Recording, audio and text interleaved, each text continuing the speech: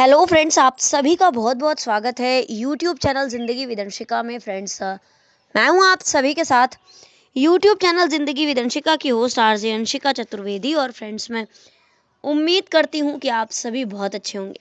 तो फ्रेंड्स, जैसा कि आप सभी जानते हैं कि मैं हर दिन लेकर आती हूं आप सभी के लिए डे स्पेशल सीरीज़ का वीडियो।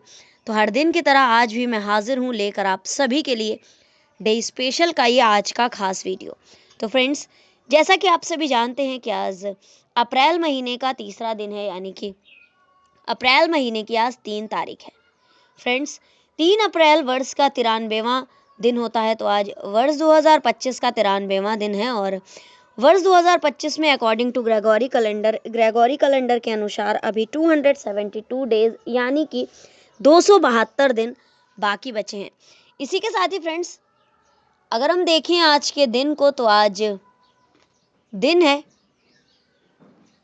गुरुवार, थर्सडे, बृहस्पतिवार। और इसी के साथ ही अगर हम देखें अपने हिंदी पांचांग को तो आज हमारे हिंदी पांचांग के अनुसार चैत्र मास की शुक्ल पक्ष की षष्ठी तिथि है। पंचमी तिथि का आज 6 हुआ है। तो आज नवरात्रि के 5वें स्वरूप और छठे स्वरूप दोनों ही स्वरूपों का पूजन अर्चन और वंदन किया जाएगा, यानी कि माँ स्कंद माता और माँ कात्यायनी दोनों का ही पूजन अर्चन और वंदन आज के दिन यानी कि बृहस्पतिवार को 3 अप्रैल को किया जाएगा।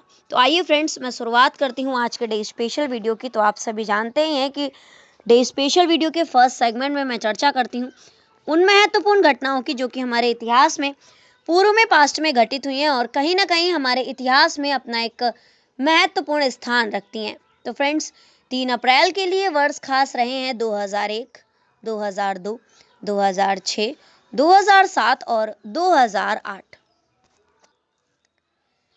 3 अप्रैल वर्ष 2001 में संयुक्त राज्य अमेरिका के पूर्व राष्ट्रपति बिल क्लिंटन भारत यात्रा पर पहुंचे थे और भारत और डेनमार्क के बीच 4 वर्ष के बाद पुनः वार्ता आज के ही दिन यानी कि 3 अप्रैल वर्ष 2001 को ही हुई थी।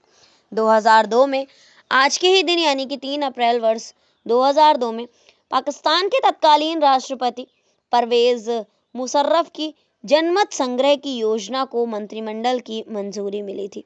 2006 में आज के ही दिन यानी कि 3 अप्रैल वर्ष 2006 में नेपाल में माओवादियों ने संघर्ष विराम का अनाउंसमेंट कर दिया था। 2007 में आज के ही दिन यानी कि 3 अप्रैल वर्ष 2007 में न्यू दिल्ली में 14वां सार्क सम्मेलन शुरू हुआ था। वर्ष 2008 में आज के ही दिन यानी कि 3 अप्रैल वर्ष 2008 में प्रकाश करात को माकपा का पुनः महासचिव चुना गया था और मेघा पाटकर को राष्ट्रीय क्रांतिवीर अवार्ड 2008 से आज के दिन ही सम्मानित किया गया था, यानी कि 3 अप्रैल वर्ष 2008 को मेघा पाटकर को राष्ट्रीय क्रांतिवीर अवार्ड दिया गया था। तो फ्रेंड्स, ये थी वो महत्वपूर्ण घटनाएं जो कि घटित हुई हैं वर्ष 2001 में, 2002 में, 2006 में, 2007 और 2008 में। तो इस तरह से 3 अप्रैल के लिए 5 वर्ष ये बहुत ज़्यादा खास रहे हैं।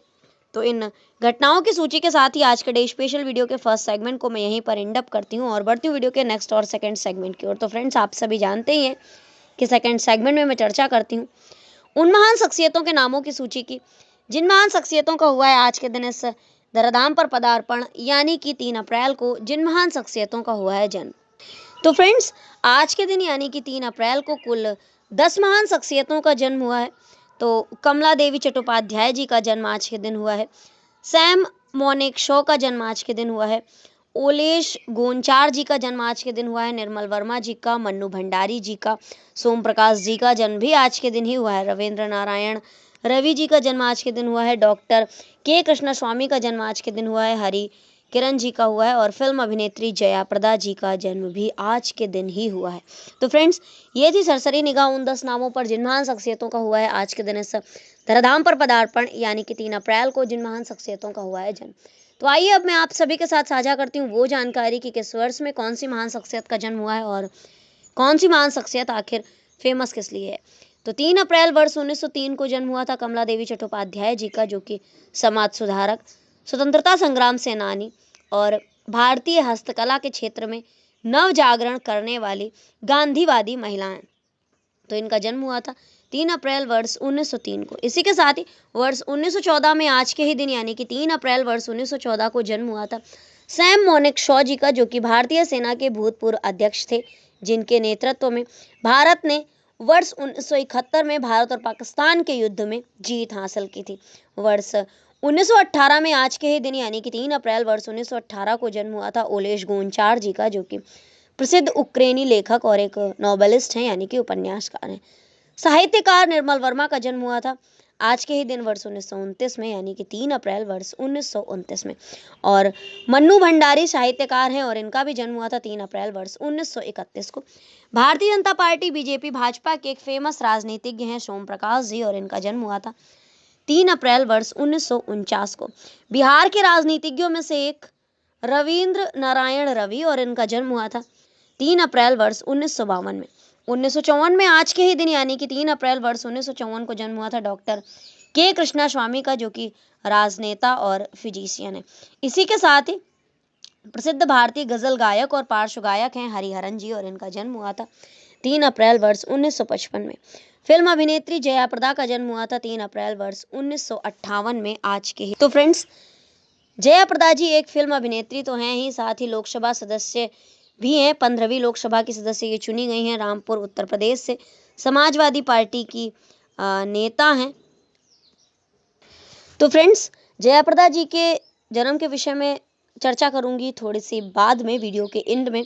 तो फिलहाल ये थी उन 10 नामों की सूची जिन महान शख्सियतों का हुआ है आज के दिन इस धराधाम पर पदार्पण, यानी कि 3 अप्रैल को जिन महान शख्सियतों का हुआ है जन्म। तो इन 10 नामों की सूची के साथ ही आज के डे स्पेशल के सेकंड सेगमेंट को भी मैं यहीं पर एंड अप करती हूँ और बढ़ती हूँ वीडियो के नेक्स्ट और थर्ड सेगमेंट की ओर। तो फ्रेंड्स, आप सभी जानते ही हैं कि थर्ड सेगमेंट में मैं चर्चा करती हूँ उन महान शख्सियतों के नामों की जिन महान शख्सियतों का हुआ है आज के दिन परलोक गमन, यानी कि 3 अप्रैल को जिन महान शख्सियतों का हुआ है निधन। तो फ्रेंड्स, आज के दिन कुल 6 महान शख्सियतों का निधन हुआ है। निजामुद्दीन औलिया जी का, शिवाजी जी का, विष्णु सहाय जी का, अनंत लागू जी का, किशोरी अमोनकर जी का और राधे श्याम खेमका जी का। तो 3 अप्रैल वर्ष 1325 को निधन हुआ था चिश्ती संप्रदाय के चौथे संत निजामुद्दीन औलिया जी का। मराठा साम्राज्य के संस्थापक शिवाजी का निधन हुआ था 3 अप्रैल वर्ष 1680 में। भारतीय राज्य असम और नागालैंड के राज्यपाल थे विष्णु सहाय, और इनका निधन हुआ था 3 अप्रैल वर्ष 1989 में। भारतीय कम्युनिस्ट पार्टी के 6 संस्थापकों में से एक थे अनंत लागू, और अनंत लागू जी का निधन हुआ था 3 अप्रैल वर्ष 2010 में। हिंदुस्तानी शास्त्रीय परंपरा के प्रमुख गायिकाओं में से एक और जयपुर घराने की अग्रणी गायिका किशोरी अमोनकर का निधन हुआ था 3 अप्रैल वर्ष 2017 में। इसी के साथ ही प्रसिद्ध पत्रकार और साहित्यकार थे राधे श्याम खेमका, और इनका निधन हुआ था 3 अप्रैल वर्ष 2021 में। तो फ्रेंड्स, ये थी उन 6 महान शख्सियतों के नामों की सूची जिन महान शख्सियतों का हुआ है आज के दिन परलोक गमन, यानी कि 3 अप्रैल को जिन महान शख्सियतों का हुआ है निधन। तो फ्रेंड्स, इन शख्सियतों के नामों की सूची के साथ ही आज के डे स्पेशल वीडियो के थर्ड सेगमेंट को भी मैं यहीं पर एंड अप करती हूँ। और आज के दिन कोई भी महत्वपूर्ण अवसर एवं उत्सव नहीं है। नवरात्रि का आज 5वें और छठे स्वरूप में माता रानी का पूजन होगा। तो इसी के साथ ही फ्रेंड्स, आज के दिन यानी कि 3 अप्रैल को वर्ष 1958 में जन्म हुआ था फिल्म अभिनेत्री जया प्रदा जी का। तो आइए, जो कि एक इस समय राजनेता भी हैं, तो इन पर भी चर्चा करती हूँ क्योंकि आज इनका जन्मदिन है। इनके लिए ये दिन बहुत खास है। तो आइए आप सभी के साथ छोटी सी चर्चा इनके लिए।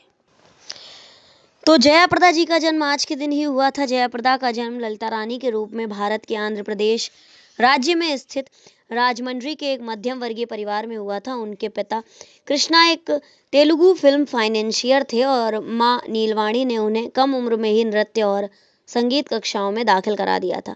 जब वो मात्र 14 वर्ष की थी तब उन्होंने अपने स्कूल के एनुअल फंक्शन में डांस किया था और दर्शकों में एक फिल्म निर्देशक भी शामिल थे। उन्होंने जया प्रदा से तेलुगु फिल्म भूमिकोशम में 3 मिनट के नृत्य प्रदर्शन की पेशकश की थी। जया हिचकिचाई, लेकिन उनके परिवार ने उन्हें ये जो ऑफर उनके पास आया था उसे एक्सेप्ट करने के लिए प्रोत्साहित किया। उन्हें फिल्म में बड़े अपने काम के लिए उस समय मात्र 10 रुपये दिए गए थे और उन्हें और भी बड़े मौके मिले जब फिल्म के उन 3 मिनटों के अंश को तेलुगु फिल्म उद्योग की प्रमुख हस्तियों को दिखाया गया और उनके सामने ऑफर्स की एकदम बाढ़ जैसी आ गई। बड़े फिल्म निर्माताओं ने उनके सामने अपनी विशेष दर्जे की फिल्मों में भूमिकाओं की पेशकश की और उन्होंने स्वीकार कर लिया। वर्ष 1976 में हिट की तिकड़ी के साथ एक बड़ी स्टार बन गई के बालचंदर की अंतुलेनी कथा, जिसमें उनके नाटकीय कौशल को समेटा गया, के विश्वनाथ की श्री श्री मुव्वा, जिसमें उन्होंने शानदार नृत्य कौशल वाली एक मूक लड़की की भूमिका निभाई, और सीता की शीर्षक भूमिका में बड़े बजट वाली पौराणिक फिल्म सीता कल्याणम की, जिसने उनकी बहुमुखी प्रतिभा की पुष्टि की। सन 1977 में उन्होंने अड़वी रामुडू में अभिनय किया, जिसने बॉक्स ऑफिस के सारे रिकॉर्ड तोड़ दिए और स्थायी रूप से उन्हें एक स्टार का दर्जा मिल गया। जया प्रदा और सह अभिनेता एनटी रामाराव पर फिल्माया गया गीत आरसे कोबोई पारसे कुन्नानु जनता के बीच जबरदस्त हिट साबित हुआ। उन्होंने तेलुगु फिल्मों से बाहर निकलकर तमिल, मलयालम और कन्नड़ फिल्मों में भी अभिनय किया और उनकी इन सब भाषाओं में फिल्में सफल रहीं। के विश्वनाथ ने फिल्म सिरी मुव्वा 1976 का पुनर्निर्माण हिंदी में सरगम शीर्षक से किया। सन 1979 में जयाप्रदा को बॉलीवुड से परिचित कराया। फिल्म जबरदस्त हिट हुई और वो रातों रात स्टार बन गई। उन्होंने बतौर सर्वश्रेष्ठ अभिनेत्री पहला फिल्म फेयर नामांकन अर्जित किया, लेकिन अपनी सफलता को भुना नहीं सकी क्योंकि वो हिंदी नहीं बोल सकती थी। इसके 3 साल बाद निर्देशक के विश्वनाथ ने हिट फिल्म कामचोर के जरिए हिंदी फिल्मों में दोबारा प्रवेश कराया, जहां पहली बार वो धारा प्रवाह हिंदी बोलती नजर आई। जब वो लगातार हिंदी फिल्मों में काम करने में सक्षम बनी और प्रकाश मेहरा की फिल्म शराबी में अमिताभ बच्चन की प्रेमिका के रूप में नजर आई। संजोग फिल्म में चुनौतीपूर्ण दोहरी भूमिका के लिए सर्वश्रेष्ठ अभिनेत्री के रूप में 2 फिल्म फेयर अवार्ड में नॉमिनेट हुई। अपने बॉलीवुड फिल्म करियर के साथ उन्होंने दक्षिण में के विश्वनाथ की तेलुगु हिट फिल्म सागर संगमम जैसी सराहनीय फिल्मों में भी काम किया और लगातार प्रशंसा हासिल की। फ्रेंड्स, इन्हें बहुत सारे अवार्ड मिले। लाइफ टाइम अचीवमेंट अवार्ड मिला, सर्वश्रेष्ठ अभिनेत्री का अवार्ड मिला और अंतुलेनी कथा के लिए नंदी सर्वश्रेष्ठ अभिनेत्री पुरस्कार, कला सरस्वती पुरस्कार, किन्नेर सावित्री पुरस्कार, राजीव गांधी पुरस्कार, नरगिस दत्त स्वर्ण पदक, शकुंतला कला रत्नम पुरस्कार, उत्तम लेखक के लिए कलाकार पुरस्कार और इसी तरह के बहुत सारे पुरस्कार इन्हें मिले। और अगर मैं बात करूं इनके राजनीतिक जीवन की, तो जयाप्रदा जी को वर्ष 1994 में उनके पूर्व साथी अभिनेता एमटी राव ने तेलुगु देशम पार्टी में प्रवर्तित किया। बाद में उन्होंने रामराव से नाता तोड़ लिया और पार्टी के चंद्रबाबू नायडू वाले गुट में शामिल हो गई। 1996 में आंध्र प्रदेश का प्रतिनिधित्व करने के लिए राज्यसभा में मनोनीत किया गया। पार्टी प्रमुख चंद्रबाबू नायडू के साथ मतभेदों के कारण उन्होंने तेदेपा को छोड़ दिया और समाजवादी पार्टी में शामिल हो गई। 2004 के आम चुनावों के दौरान रामपुर संसदीय क्षेत्र से चुनाव लड़ा और सफल रही। उन्हें लोकसभा में अपने अभिनय के दौरान रामपुर स्वर इलाकों की महिलाओं को विंदी वितरण द्वारा आचार संहिता का उल्लंघन करने के लिए निर्वाचन आयोग द्वारा एक नोटिस भी जारी किया गया था। वे दोबारा 30,000 से भी ज्यादा वोटों से चुनी गई। जयाप्रदा वर्ष 2019 में लोकसभा चुनाव से पहले भारतीय जनता पार्टी में शामिल हो गई थी। तो फ्रेंड्स, बस आज के डे स्पेशल वीडियो को मैं यहीं पर वाइंड अप करती हूँ और इसी तरह से और भी ढेर सारी जानकारियों को जानने के लिए, सुनने के लिए, समझने के लिए देखते रहें मेरा YouTube channel Zindagi with Anushika. Thank you so much. Thanks for watching and thanks for supporting. Bye bye and take care.